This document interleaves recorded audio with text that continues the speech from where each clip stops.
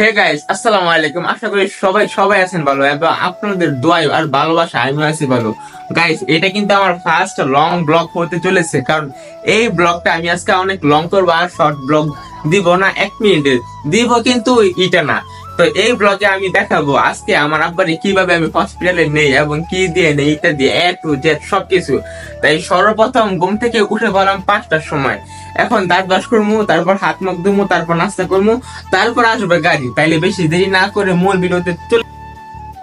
এখন করবো দাঁত ব্রাশ, গিজ গিজ গিজ গিজ। আসছিলাম দাঁত ব্রাশ করতে, কিন্তু মায়ের হাতে ধরাই দিছে গেটের চাবি, বলতেছে যাইয়া গেটটা খুলে দিয়া আস। কিন্তু বাইরে আইসা দেখি অনেক বৃষ্টি পড়তেছে, হালকা হালকা ঝিরিঝিরি বৃষ্টি আর হালকা হালকা বাতাস তো আছে। মানে মেকাইতে দিন যা হওয়ার আর কি, এটা তো হইবই। তো এটা হলো আমাদের মেন গেট, আর এই মেন গেটে সবসময় সিওল লাগাই রাখি।